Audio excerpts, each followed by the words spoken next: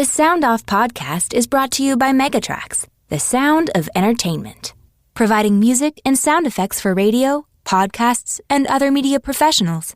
Megatrax is your one-stop shop for library and custom tracks. Head over to Megatrax.com to begin your music search. That's Megatrax.com. The Sound Off Podcast. The podcast about broadcast with Matt Kundle. Starts now. This week I'm reconnecting with my good friend Mike Goral. You know, one thing that the internet age has allowed us to do is become good friends without seeing one another. That's kind of the way it's been for Mike and I. I think we've met once. You see, you can have these incredibly collaborative relationships with people over the phone and through writing and sharing files back and forth. And it was something we got good at long before the pandemic made it necessary. Mike Goral is a voice you hear on television as an imaging voice or a narrator. He's on cartoons and, of course, radio. Jason Aldean is giving you a chance to live like a country superstar. You like the way that sounds? You bet you're sweet. Hey, what's up? I'm Jason Aldean. I've teamed with the Wolf to help make that happen. Listen to Memphis's new country, the all-new 94.1 The Wolf, all this week at 7 a.m., 11 a.m., 2 p.m., and 5 p.m. for a chance to head to Nashville and stay at the brand new Omni Hotel.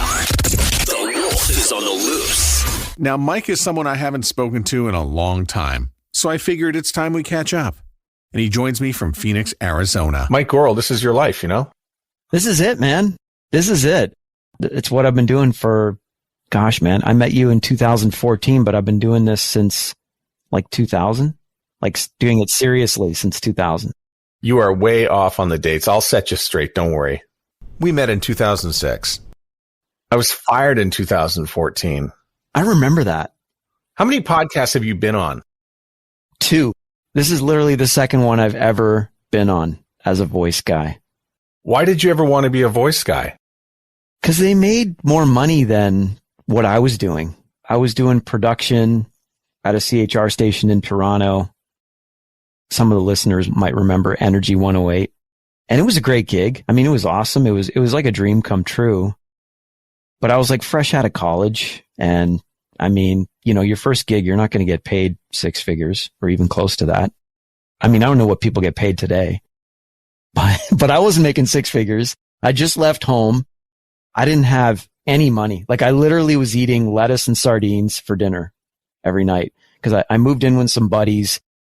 I'm going to date myself now as far as real estate and rent terms, but I got a deal renting a room in a buddy's house for $350 a month. And I was like, hey, I'm taking it. Like I had to leave home. I stayed home till I was 23. And so I left and I just gotten this gig. Like I just graduated out of college, a 3-year college program at Centennial doing radio and TV, and radio was like in my blood. It's all I wanted to do. And I got this production gig and I dealt with the voice guys, because I do like imaging sessions with the VO guys, and they just always sounded like they had a lot more money than I did. You know, they chose their own hours. They drove nicer cars. They seemed to live in nice neighborhoods. They were all down in the US at the time. One of them is no longer living. I think he passed away. Bumper Morgan was one of them. Get ready for a chance to win $5,000 every weekday instantly. The $5,000 cash bribe only on Magic Oldies 105.7. And man, he was on like 100 some odd stations back in the day. And it was so inspiring. He was a really cool guy. He was a nice guy, real humble guy. Like he would always take the time to speak to people. And I would just pick his brain and ask him, like, what do you do, man? And then there's another guy who was amazing too. And you probably know Dude Walker. Do you know Dude Walker? No. No? Dude's the man. Look him up. Dude Walker. Thursday, October 9th on ABC. Get ready for Life on Mars, an ABC series premiere. Jason O'Mara is New York detective Sam Tyler. I've been in the right place, but it must have been the wrong time. A modern-day cop caught in another time. What he knows is how to solve crime. What he doesn't know is why he's here. ABC's Life on Mars premieres Thursday, October 9th, 9 Central on ABC. Dude became our voice after Bumper.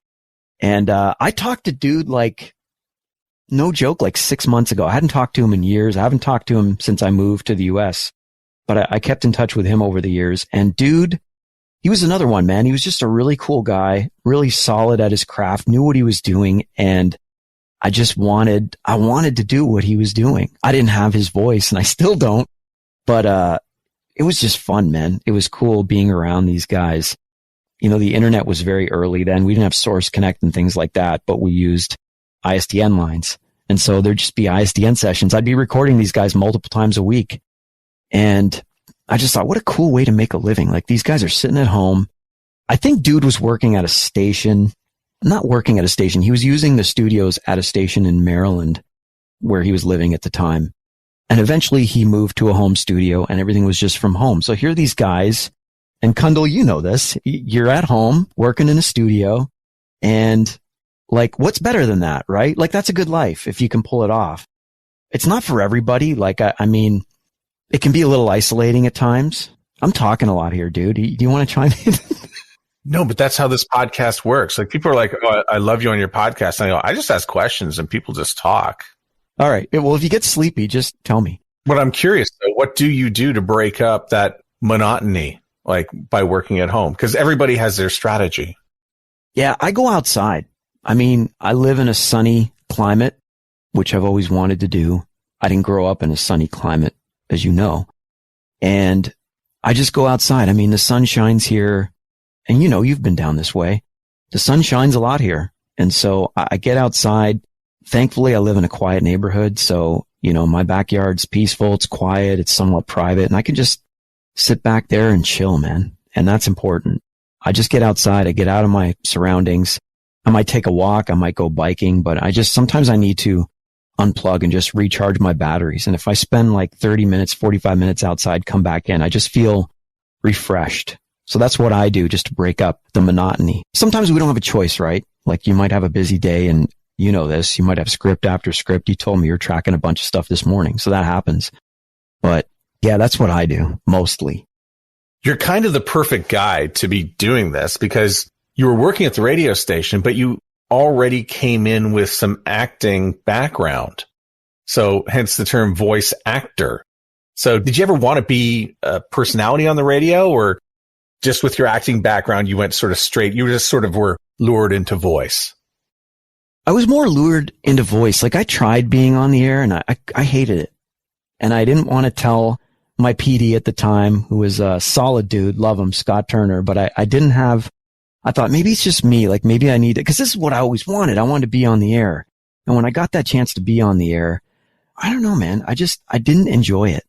And I don't know why. I wasn't feeling it. What I liked doing was hanging out in the production room. When I was, a part-timer and interning, I would hang with the production directors more. I could sit in the on-air studio. That's where most of the normal interns wanted to hang out. But I wanted to go to the production room and see what they were doing. I loved watching people produce imaging and promos and commercials and those things. And hearing the voice guy, they'd be in the live session. I would just sit there and just think, this is so cool, man. Like, I want to do this.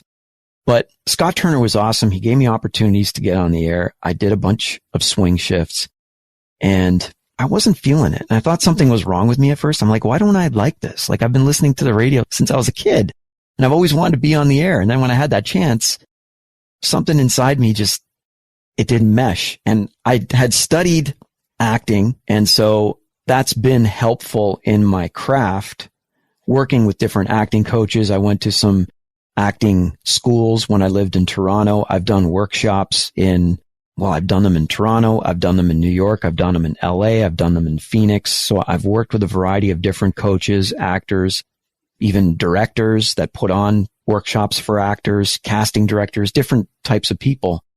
I definitely find, and I don't know what your experience is, but I find that really enhances the craft. Like, you have to train, you have to treat it like a sport. You can't just go on and read copy without working at it and treating it as a craft. And I think a lot of us make that mistake in the beginning. I'm not speaking for you. I'm speaking for myself. I didn't really put that together. And I just thought, well, I'll just read copy and sound like balls to the wall, which I never had. I never had those pipes. I spent the first 10 years of my career trying to sound like something that I couldn't do, trying to sound like a Dude Walker or, you know what I mean? Like a boomy guy. But after so much time, you start realizing this is not where I'm going to excel. And you better excel when you just get comfortable with who you are, just as in any situation in life. And so I accepted the fact that I have a mid-range sound and I've got to just focus on that and work on that aspect of what I can do, because I can't do the big boomy stuff. I don't have that big boomy voice. I went to audition for a radio network as their classic rock person, and I left with the adult contemporary job. Hey, you left with a gig. I know. That's awesome. And less growling if you're doing adult contemporary. That's easier, isn't it? Like with rock, you got to do the edge. It's more, no, am I wrong? No, you're exactly right. But it goes to your point. You think you're this, but then somebody will tell you, you know what? You're really this. Yeah. And it's natural for you to try for the rock station because that's your background. You worked in some monster rock stations in some major markets. And so, of course, you would go to that. But it's funny that you end up getting a different format than what you aimed for, but you walked out with a gig. That's the main thing. I mean, that's awesome. I have worked with different voice coaches. Right now I'm working with an acting coach who hasn't done a lot with voiceovers. It's kind of new to him.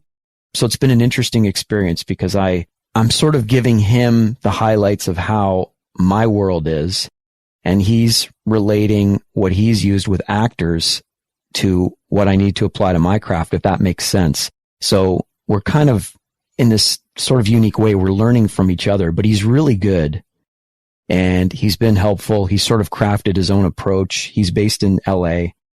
And yeah, at the time of this podcast, I'm working with him and I love what he does.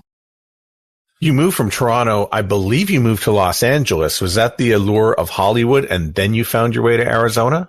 Yes. Yeah, that's what happened. So I went to LA my first time back in 98 because I'm an old man. There's probably people listening to this podcast who were born in 98 and I was already like an adult. I just hired a producer this morning who was born in 98. Really? Yeah. Taylor. Her first job is actually going to be to edit this podcast. But that just to me sounds like a kid. I'm so old, dude. It's crazy. Yeah, I went to LA to visit a friend who had just moved there, who was from Toronto. But yeah, I went to LA in 98 to visit a friend from Toronto who had worked in the studio and music industry. And he bought a house in the Hollywood Hills. It was amazing. I mean, it was like literally under the Hollywood sign. And I mean, it was the vacation of a lifetime. I went down there for like 10 days. Rob is a really talented musician, composer, producer. The guy can do anything. The guy's awesome. And so he moved to LA. He said he went down there once. He drove across like Sunset Boulevard, like from way, way East LA all the way to where it ends, right at the Pacific Ocean. And he fell in love with it. And he just knew he had to go live there. And the same sort of thing happened to me. I went down there, went to visit with him, with another friend, Dan Tuchek. Dan's the man. I love Dan. So Dan and I went down there, and I don't know if that was Dan's first time there. It might not have been because Dan's a lot more traveled than I ever will be. But we went down there and it was just awesome. I mean, there's just an energy of LA, especially if you've never been there. There was this energy that like, oh, I gotta live here. I gotta come here. And so that sat in me for, man, my math is terrible, a little over 15 years, but I always had in the back of my head, I think I want to move that way. So we went down there. I come back just inspired and fired up. You probably know this. When you work in media and entertainment for so many years and you go to New York or LA, it's crazy. Like it's transformative. Have you not found that, or is it just me? Even Chicago, right? Like Chicago's not like LA or New York, but there's still like an energy and a fire to it. And the radio is always sounding awesome. The local TVs and everything's amazing, right? Like everything's nicely packaged. and everything's sort of like setting the trend for the rest of the country. That's always how I've seen LA and New York radio. Am I wrong? No, absolutely right. I mean, I think one influences the East, the other one influences the West. I just find that when it comes to voiceover, that there's more opportunity in Los Angeles for somebody who is versatile like yourself. And I think back to the experience that Jamie Watson had when he went to New York, and with what he told me with what he was looking for versus those who I find in Los Angeles. I'll use Tara Sands as an example because she's been on this podcast before, but to delve into anime and cartoons and video games, that's not something you're going to get everywhere other than Los Angeles. You'll get the odd one in New York, but you're going to get all of them out there. Yeah, that's true. There just seems to be more there. There is a lot in New York. There's a lot like for voice, like there's a lot on the cable side. If you're voicing promos and stuff, there's definitely a body of work there, but LA seems to have a lot of animation and stuff like what you're saying. So that wasn't really how I was seeing it at the time. I just wanted to go somewhere a little warmer. That was my thing. So as much as I love New York, but New York temperatures they're a little better than Toronto. Not much, but a little better. I can remember going there in the wintertime from Toronto, and it would be like 15, 20 degrees cooler sometimes. So there is that sort of warmer air coming off the ocean in New York versus frigid Toronto. But yeah, LA, it has the beach. It's got the sunshine year round. I mean, that was the draw. So that's what I wanted to do. And so my wife is awesome. She was on board. She knew that was something I was always fired up about.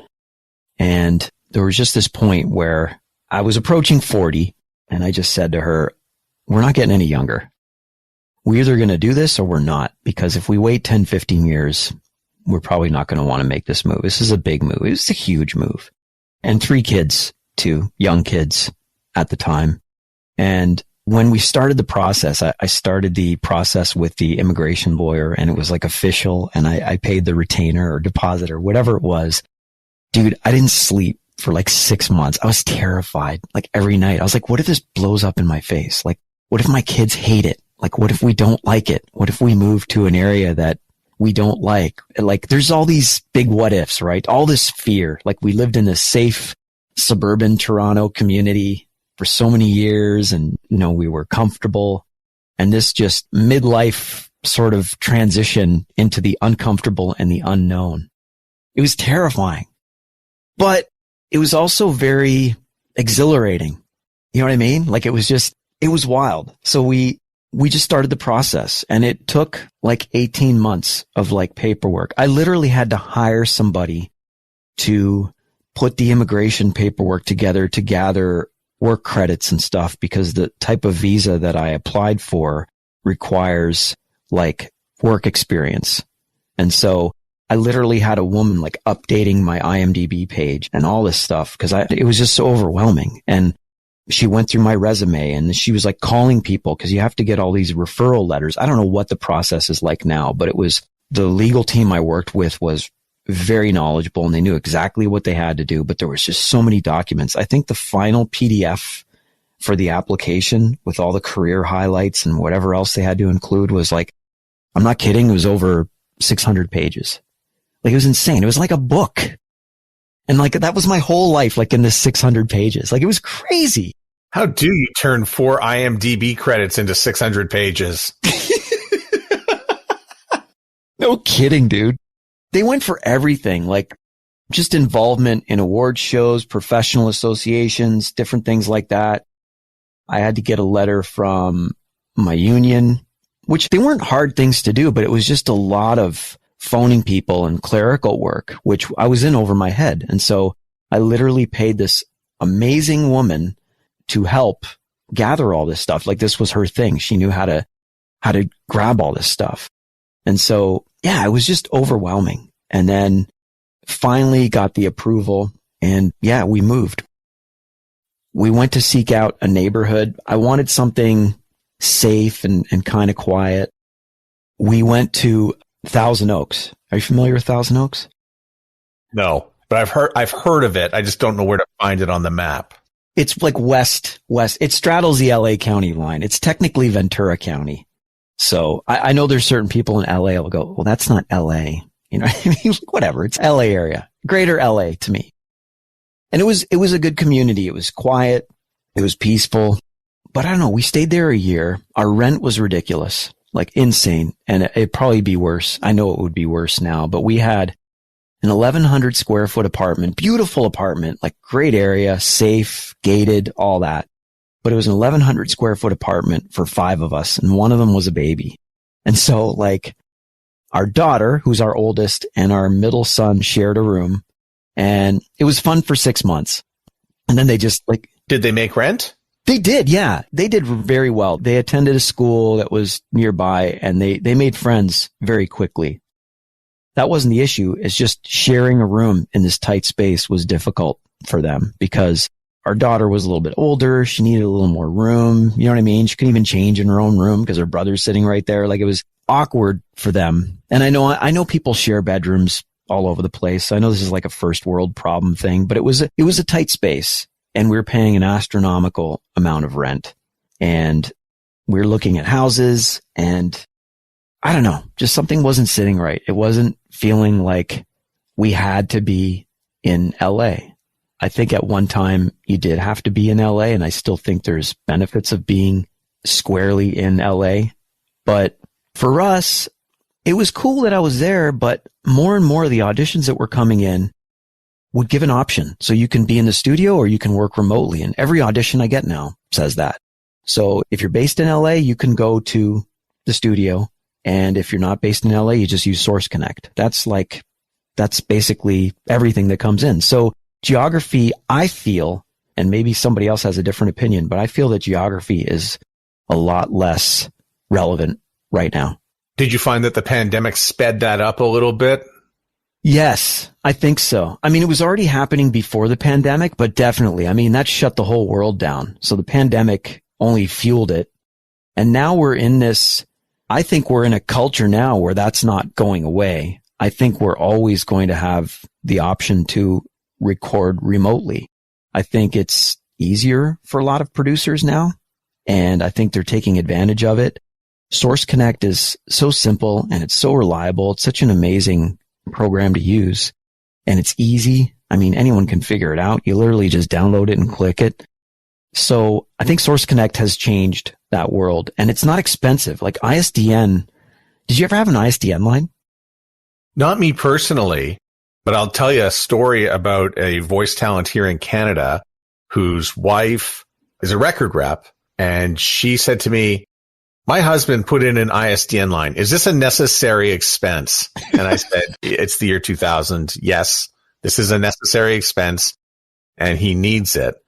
But I'm glad they're gone. And I think there was a point for radio stations that we started to get rid of them. And there were other things like Tieline and other ways to get, voice back to the radio station that didn't involve a bill of $400 a month from the phone company. Yeah, totally. It was crazy. I held off as long as I could, but there was just some opportunities that were coming up when I was in Toronto in the early 2000s where I needed ISDN. So we're going back to, I want to say 2007, 2008. Which is around the time we met, by the way. Is that the time we met? So I've known you longer than I think. Yeah, so we met 2007, roughly, when Jamie Watson came on as the voice for Power 97. And you and him were working together. I don't even know what your relationship was like. I don't know how he brought you into the fray, but all of a sudden, I'm going to Mike's house to record stuff tonight. And I don't know if you guys have a party or what's going on. But the audio would come back and it'd be fantastic. And I go, hey, look what they came up with. Because I think you guys were writing our promos at the same time. Yeah, I contributed to the creative. So Jamie, I love Jamie. Jamie's the man. And I know you have a very high opinion of him too. You can't not have a high opinion of Jamie Watson. I mean, he's one of the kindest souls I've ever met in this industry. And I miss him because I used to see him more than I do now because we don't live as close to one another as we used to. So Jamie used to record his stuff at my studio. I didn't live too far from him at the time, and he hadn't taken that plunge into getting his own home set up. as time goes on, that's getting easier and easier. So most VO guys can figure that out. Most actors who want to do VO can figure that out now. But at that time, it was still more difficult. And so Jamie, because he was so busy, he was like running around all the time, doing auditions, bookings. Like he was so in demand. And I imagine he still is. I'm not in the Toronto scene as much now, so I don't know. I'm not as plugged in as I used to be, but Jamie was so in demand, and he would just record a lot of his radio stuff at my studio, and I didn't mind that. I mean, it was cool. So yeah, he would be at my house, and we would actually bang out promos together, and we'd brainstorm stuff, and he'd bounce stuff off me, and I'd recommend things, and we did stuff. We did custom morning pieces for, at the time, Dean Blundell was doing The Edge. And so we did stuff for them, and that, like, we had a lot of fun. We banged out some really fun stuff, and I don't even know where half of it is. I'd have to look through my archives, but there's so much material that we put together, and he cranked out a lot of that stuff. That's when we met. Now it's all coming to light, man. Now it's all coming to light. We've known each other longer. In a world that praises beauty and rewards beauty out of hand for its sheer visual splendor, 102.1 The Edge invites you to the contest. Wait a minute, what just happened there? Did someone did I just get beep? What's the deal there? The contest. For the love of the contest. We lost the sound or something. Something happened to the sound there. Let me try it again. The Edge presents the contest. No, that's still not working. Well, I hope we get it up and running by Wednesday morning when Dean, Jason, and Todd announce the contest for real. You know, stay tuned, because the Edge contest is coming. Damn! Well, that's just frustrating. The contest. Oh! Oh, crap! It's gonna be a lot of fun. It'll be something so unique, the contest. The contest. No, it's not working for her either. Coming soon on 102.1. I was starting to think it was me. The Edge. Wheeler and Hal were recipients of some of that stuff as well.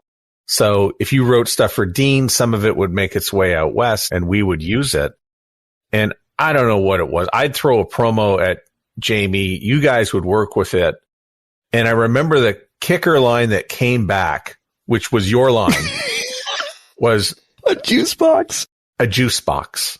Those were the words. So, you know, somebody must have been wound up about that. So now every time somebody gets wound up, I go over and I ask them, can I get you a juice box? I love it.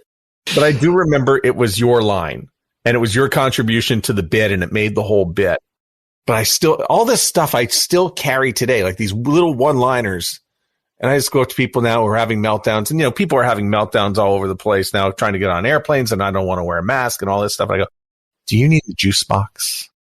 That's the ultimate calm, a juice box. I think I vaguely, do I remember that? I think I vaguely remember that because, yeah. And why wouldn't you say that? Because you've got these 3 kids who all require one. Exactly. Like that's the remedy. Forget medications. Just get juice boxes. They're cheaper. It was fun, man. I mean, Jamie's process was so, and still is, so unique. Like, he'd come with something written and some notes. Like, I don't even know if he typed it. Like, I think he would just handwrite it, and I couldn't read his writing. Maybe he shouldn't have been a doctor. I don't know. I couldn't read his writing. And then he would just scratch stuff off, and he would completely alter whatever he had in mind half the time and just go into something. He was just so creative, and he had so many tools in his toolbox that he could just pull out, and like dialects. Now here's an example of what would get worked on. Jamie Watson sent this to me for episode 63 where he was featured, and I didn't use it in that episode.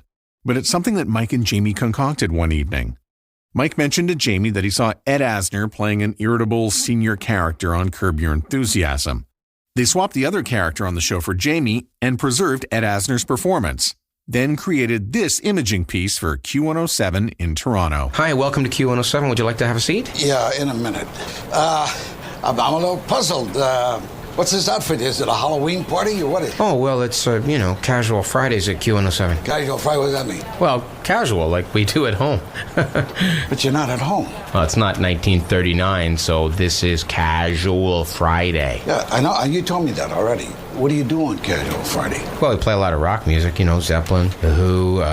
Most days are casual, but Fridays are extra casual. I don't like it. Listen, it's Casual Friday. We just do it once a week. It's not a big deal. I don't give a damn if it's half a day a week. I don't like it. Well, we wouldn't treat you casually. Then why the hell you dress that way? It's a radio station. I want you to be on cutting edge, man, whenever you're handling my business. I am really sorry. You should be sorry because you just lost my account. So does that mean you're not going to listen? Son of a bitch. You call me son of a bitch? Every day's Casual Friday. On Q107 button. On Q.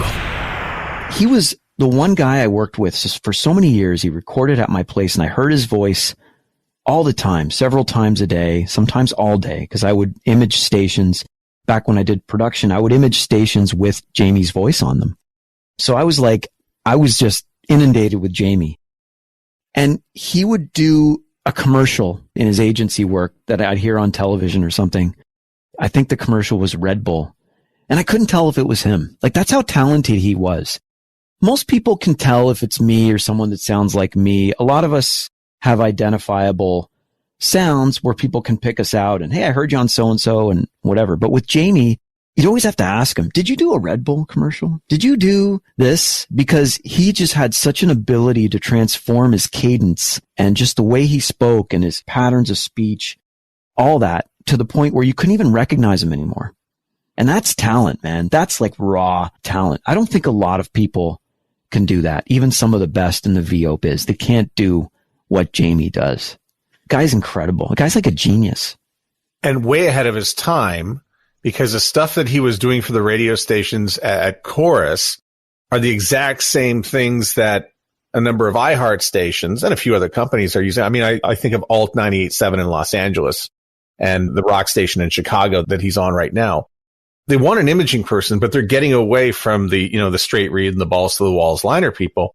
And they're bringing in people like Jamie who can be versatile and drop in a line and go off script and then work with a producer, like Stax at Z100, who will bring it to life and make the whole thing pop.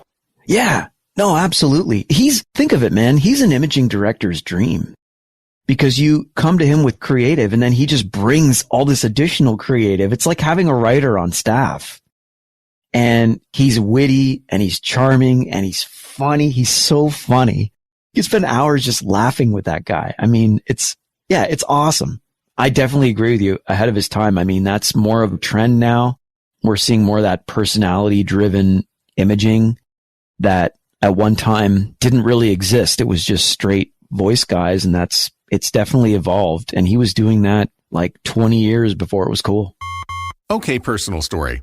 I'm program director at Power 97.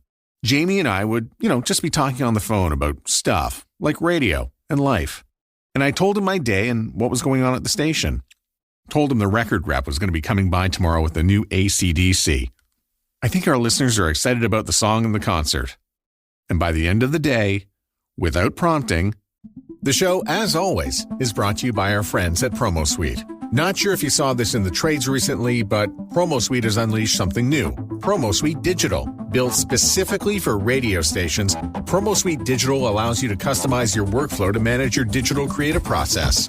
Manage your station and clients' digital assets across all channels. Whether it's websites, social media pages, YouTube channels, banner ads, or anything else that falls under digital. You can do it with Promo Suite Digital, and it's all in one centralized place. Streamline your efforts, speed up your processes, and eliminate duplications of efforts, promotions, production, and now digital. Yet another example of how Promo Suite is pivoting with the times to make your life a whole lot easier. Your station can give this a try now by calling 212-509-1200 and asking for Rachel or Drew, or by going to promosuite.com/soundoff. That's promosuite.com/soundoff. A lot of people ask me about the sound quality on the podcast, and it's often because I'm recording with Squadcast. It's my favorite way to record audio remotely. All that's needed is a good internet connection, a Google Chrome or Firefox browser, and we're good to go. Now, I know a lot of people like to use Zoom because it's easy and everyone knows it, but it's not built for podcast audio. It's built for corporate meetings. And you don't want your podcast to sound like a Zoom corporate meeting, do you? Oh, and by the way, in the last few months, they've also added video. So if you're into streaming and YouTube and you like kicking your video conversations out to multiple platforms, Squadcast has you covered. So get Squadcast by going to squadcast.fm and start your 30-day free trial. And when you make a purchase for either video or audio packages from Squadcast, just use the promo code SOUNDOFF at checkout for $20 off. That's promo code SOUNDOFF for $20 off with Squadcast. Go to squadcast.fm. This would show up in my email box. Power. How will the new AC/DC get to Power 97?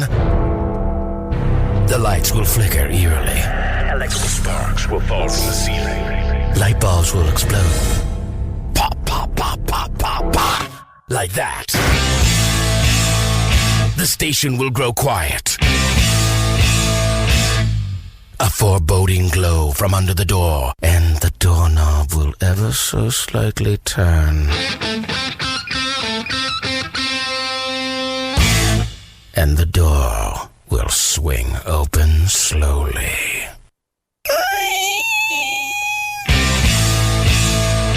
And a doorknob from the record label will come in and tell us he's got the new AC/DC CD. And that'll be cool.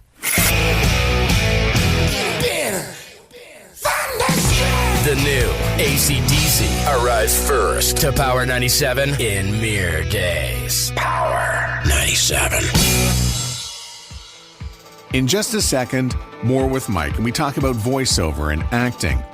Also, why he moved to Arizona. And naturally, we talk about some of the cuisine of the region. Also, the difference between being a voice actor and an announcer, and the evolution of radio imaging. Just sit there. Be pretty.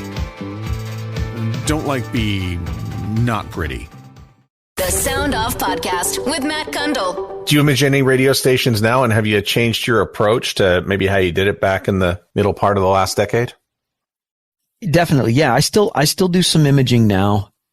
I always say this, I'm the jack of all trades and master of none. So I do some imaging work. I do some affiliate work, doing news promos. I do some network stuff. I'm not a specialist in any genre, but I seem to have my hands in different things, which I suppose is a good thing. I've definitely tried to refine my craft. I try to be more conversational. I try to understand the script more academically than I used to. I think when I first started doing imaging, it was all about, and I don't know if you fell into this trap when you started voicing, Matt, but the cosmetics of it. How does it sound? You know what I mean? Do I sound good? Was that smooth? Do I need to say that word again? You know what I mean? All that weird stuff that you do early in your career to try to emulate what everybody else sounds like. And then there comes a point where you realize in your career that that's not working, and you need to be who you are and comfortable in your own skin. And then the focus came more towards script interpretation, which is not always difficult. I mean, if you get a news promo for something, you do it and you make sense of what it is. Sometimes commercials a little trickier because might be more slants in the writing and different ironies and things built into it if it's a comedic script or whatever it is, versus just doing a standard promo for, maybe a music promo or something for a radio station. But I've tried to bring that to the table for sure. And I've been fortunate because I do medium and small market stuff more than major market stuff these days. It seems to be where I get the most opportunities. I've had some of these stations for a long time, so I suppose they like what I'm doing. They haven't fired me yet. That day will come. No contract is forever, right? You know that. No, it all ends. Everything ends, Tony. Everything ends. One of the things I wanted to sort of zero in on, because I think you're really good at this, and this goes back to your acting background, and that's taking direction. This is something I am not good at because I was program director where I was always giving direction. So then to have to flip and start taking direction made me very agitated. What does this director know anyway? Why is he telling me what to do? What's going on exactly? So I'm not good at taking direction. What do I need to do to be better at taking direction? I have to say it depends who's directing you, because not everybody who's directing you is necessarily a good director. I've been in situations where, and this is not the norm, these are isolated situations, but I've been in situations where I could sense the director didn't really know what they were doing, and they were just hoping that I would come up with the magic. And so there's definitely some pressure attached to that. But I think you have to, if you're talking about live sessions, you have to get into the writer's intention. So whoever wrote that script, I'm assuming the people directing you wrote the script or had a hand in writing the script. That doesn't always happen, especially with ad agencies. Sometimes 12 people write one script, right? But you want to really zero in on the writer's intention and give them what they want. And I'm not saying this for you. I mean, it's different, but I used to direct, and some guys, and again, Matt, I'm not pointing fingers at you. I love you. You're the man. But some guys that I've directed when I was younger didn't want to be directed. They felt their way was better, and they didn't want to take direction from me. And I was 22 years old. So what do I know? You know what I mean? I'm this stupid kid telling them how to do their job, which I get. I mean, that might be difficult if you're a vet and you've been doing something for a long time.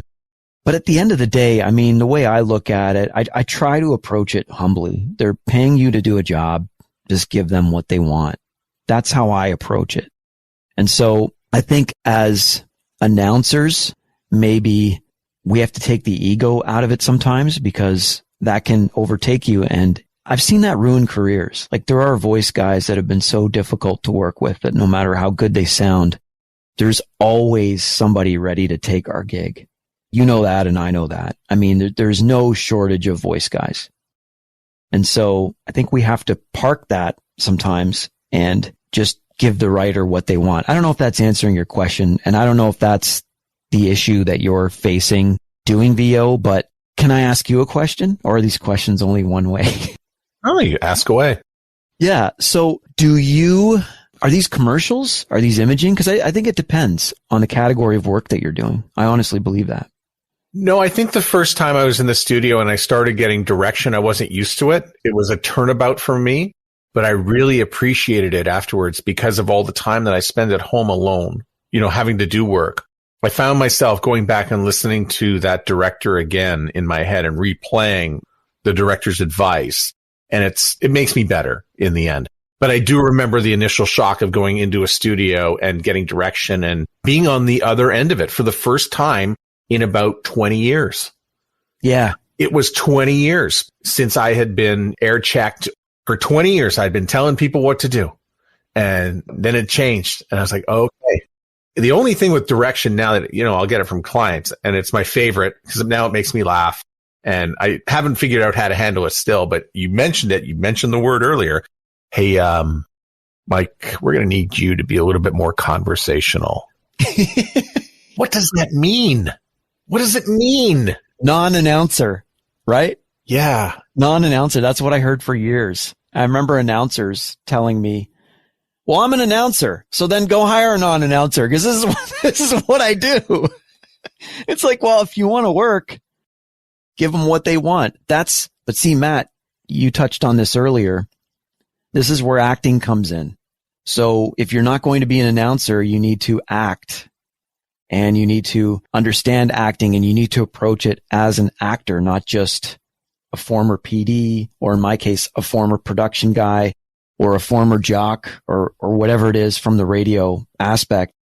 You need to approach it as an actor. That's why it's voice acting.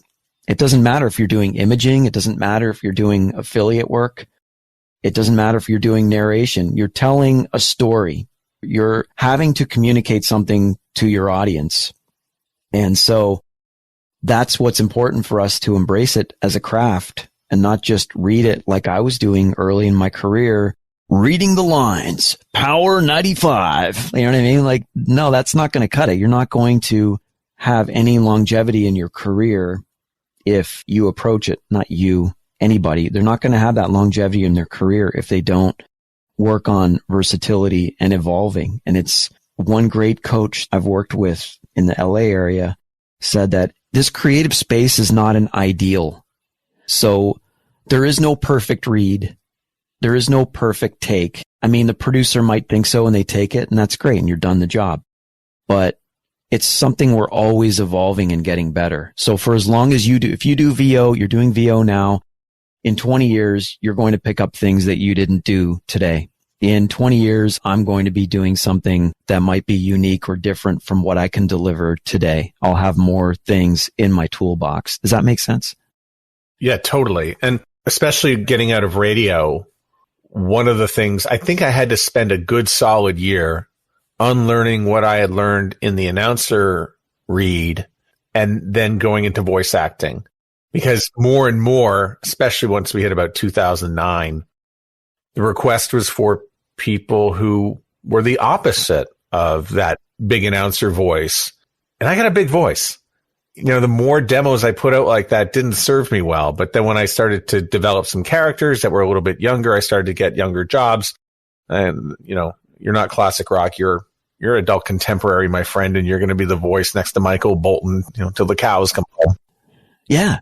And so once I began to get sort of the announcer radio part off me, that's when things started to change. So it's, to what you were saying, it does evolve. Yeah. We never learned that in radio. I mean, PDs they have a job to do. They air check you, and you've done this for years. You know this better than I do. You've sat in on more air check meetings than I have. And PDs have to coach talent. They have to make sure that the jocks deliver what they need to deliver. They need to make sure they speak in a certain way. And there is some coaching there, but I don't think PDs have time to teach articulation and cadence and all those things that an acting teacher is going to teach. They don't have time for that. Like, PDs are in meetings and they're busy. They're on the phone. They're meeting with the GM. They're doing budgets. They're doing those things. And then half the time they're pulling an air shift, depending on, you know, the market size. And so they don't have time for that stuff. And so that's why I think as radio people, with the exception of Jamie, because Jamie's just this natural talent that can't seem to be emulated. But for us radio people, it's a difficult transition to get into that non-announcer role because we've been announcing since the beginning of time. And that's what we're conditioned to do. And what happens when actors start doing VO, they get more success more easily because they already have that understanding. They already have that craft down. They're just not on camera now. So when you hear like a Hollywood actor like John Cusack or somebody, you know, reading a car commercial, it always sounds incredible. I remember Tim Allen did these Michigan commercials, like Michigan tourism commercials, and he just did them with such ease. It didn't sound like he was working too hard, but I'll have to go find them on YouTube because I like them. They're simple, but they're just so effective. And he did a whole campaign of these Visit Michigan or Pure Michigan. I think it was called Pure Michigan was the campaign. And I just thought he was phenomenal. I was like, I got to do that. Like, I can't pull that off. I'm not Tim Allen, but actors just nail it. And I think as broadcasters, we have a harder time learning that because it's almost like we're taking on a second craft. You know what I mean? I think of John Hamm doing the Mercedes commercials, and I really like Josh Lucas doing the Home Depot ones. Yeah. Like I said, man, they have that down. They've already worked with the acting coaches. They've already focused on script interpretation and cadence and articulation and all those things. All they're doing is turning off the cameras, but they're doing the same thing. It's so much different from doing a break after a music suite. It's night and day. Because as radio people, we're announcers. Other than a morning show where there's conversation and maybe like an afternoon drive show where there's, you know, like a 2-team show or whatever, like a 2-person show where there's interaction, you're doing like a midday show or you're doing a night show and you're by yourself. Unless you're interacting with callers, you're going to be more of an announcer. That's just how radio people talk. There's nothing wrong with it. That's the craft, right? Yeah, I think with radio, the goal is to know yourself. The better you know yourself, the bigger the personality you'll be. Voice acting is the opposite, where you have to assume the role in the script that is given to you. They are polar opposites, and that's why it's hard for radio people to do voice acting and vice versa. Yeah, I agree with you, but it's interesting that you say that because one of the coaches that I've worked with actually encourages you to bring your own experiences into your roles. And so it's almost counterintuitive to what you're describing, and it's difficult and it requires practice and concentration. But we can actually take our life experiences and pour them into a script. So if you and I get a script where there requires sadness in the read, something somber, we can pull from our own experiences. Oh, I remember when I was at this funeral, or I remember when so-and-so passed away, or when this terrible thing happened. And you can, and not that you want to go relive tragedies, but you want to tap into those emotions. And sometimes when you tap into those emotions, you'll communicate that message a lot more effectively than if you just put something on. It's almost like it needs an anchor in reality. And that's why we have to be, as actors, comfortable with ourselves. Why did you move to Arizona? Well, it's beautiful. And I had a friend here, actually, Tuchek. So Tuchek was here. He'd lived here for 5 years already. And when my wife and I were realizing the LA thing wasn't really for us at that time, Tuchek lived here. He moved out of state and ended up coming back. And he was like, why don't you check out Arizona? And I was like, okay. I mean, it's just down the I-10. It's 6 hours away. I'll hop over for a weekend. I'll find some realtors online. And I'll try and view some homes. And when I was looking at LA home prices, now at the time of this podcast, it's completely different. I mean, the cost of homes here is escalating rapidly.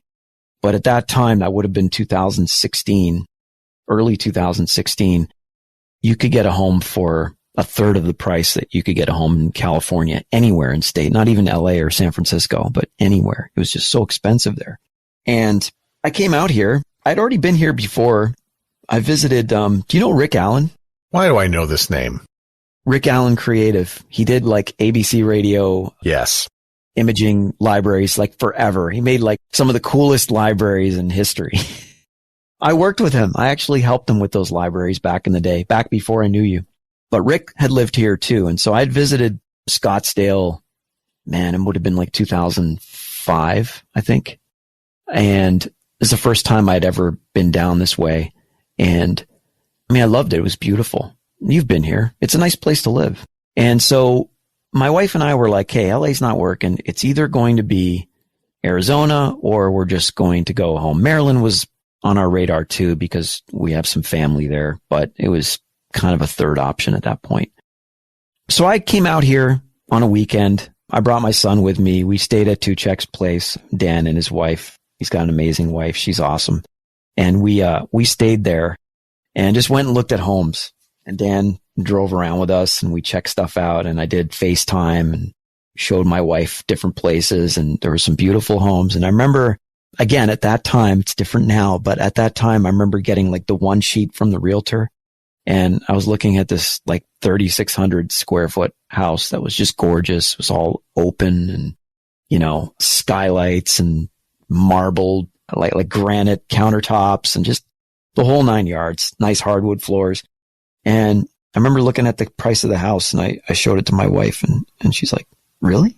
Like that's the price of it? Like, I don't understand. Like, shouldn't there be another zero on that? Cause we're in LA for the last year looking at crazy home prices, like just insane.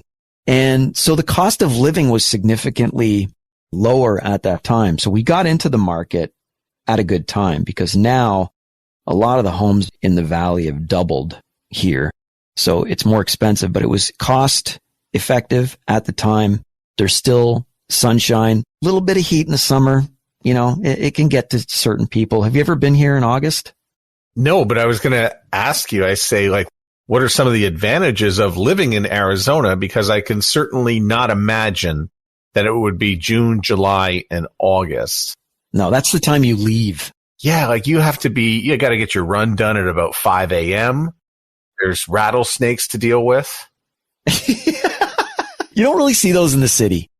So it depends where you live. Like some people who live on the outskirts, they deal more with wildlife for sure. There's rattlesnakes. There's javelinas. Have you ever seen those crazy, ugly, they're pig-like things? No. You can Google it. Javelinas with a J. They look like a mix between an aardvark and a pig. And they're out at dusk and dawn. They're ugly and they're vicious. They're probably the size of a medium-sized dog, but they have teeth. I think they have claws. I don't know. They're dangerous. They're scared of humans, but if they feel they're young or threatened, they'll go after you. And they actually have like warnings in parks. So yeah, there's those things to contend with too. I've only seen them a couple of times, but they're around. I know people that live in complexes. They have these really nice, I never saw these before back in Ontario, but they have these really nice apartment complexes that people rent and they're gated. This was what we lived in LA.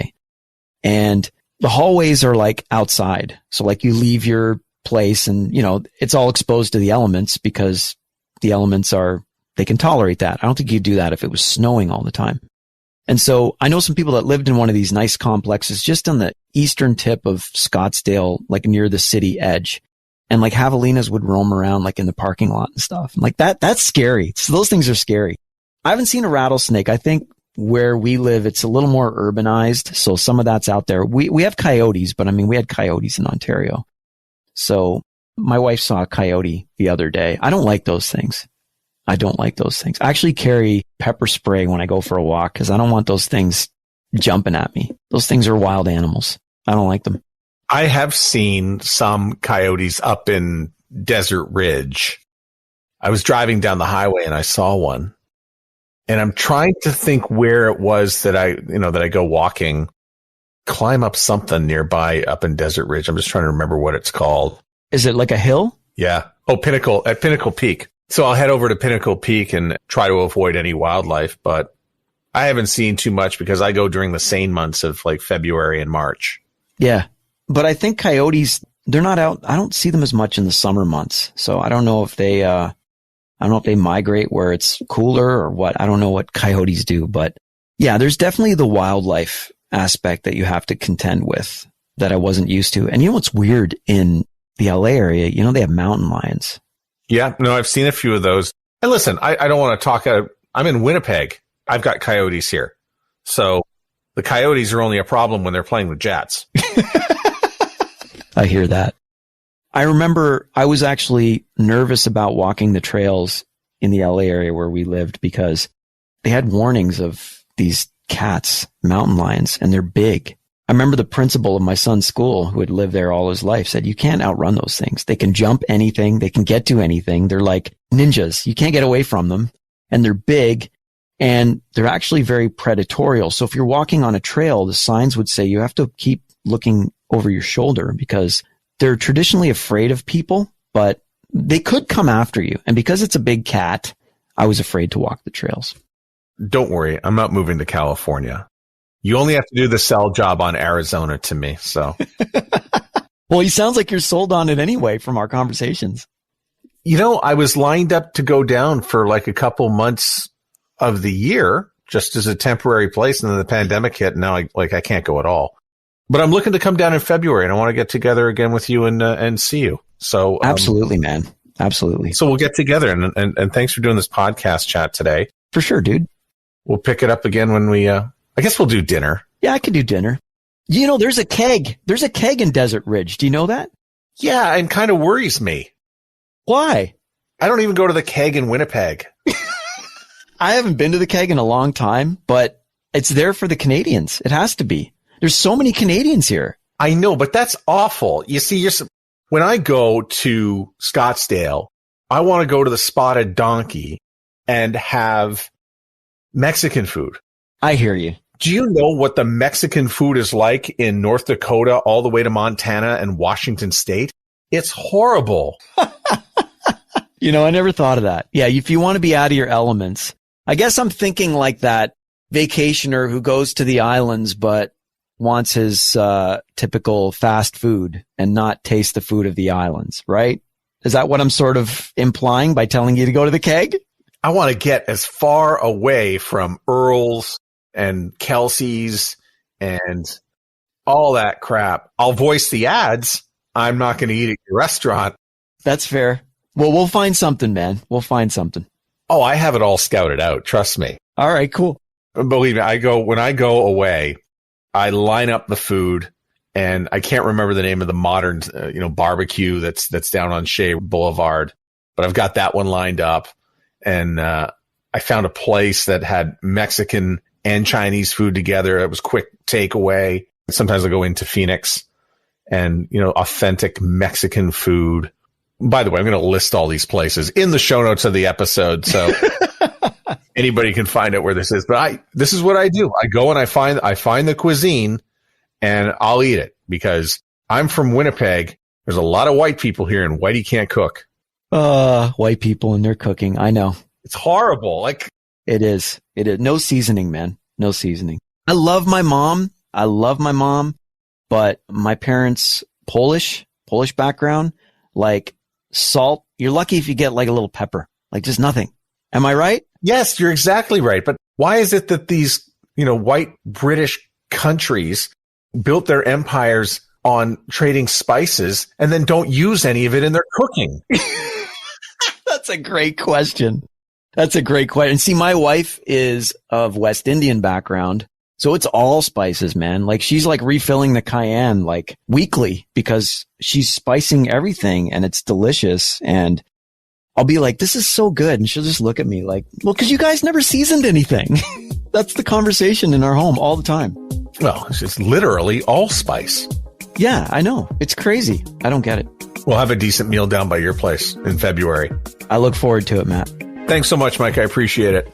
You bet, man. Thank you. It was fun. The Sound Off Podcast is written and hosted by Matt Kundle. Produced by Evan Surminski. Social media by Courtney Krebsbach. Another great creation from the Sound Off Media Company. Imaging courtesy Core Image Studios. There's always more at soundoffpodcast.com. Hey guys, did you know that you can burn up to 40 calories for every 15 minutes of laughing? Get in shape with that Trophy Wife life. We are a comedy podcast that guarantees to make you really, really, really good looking. Join us as we discuss hard-hitting, important topics like asshole kid moments, the best drunk stories, best pranks ever pulled, and the dumbest criminals that get themselves busted. So if you want to lose weight and be really, really, really good looking, find that Trophy Wife life today. Available on all major podcast platforms and YouTube. Don't forget to rate and review. Only 5 stars are being accepted at this time. And until our next episode, keep living that Trophy Wife life.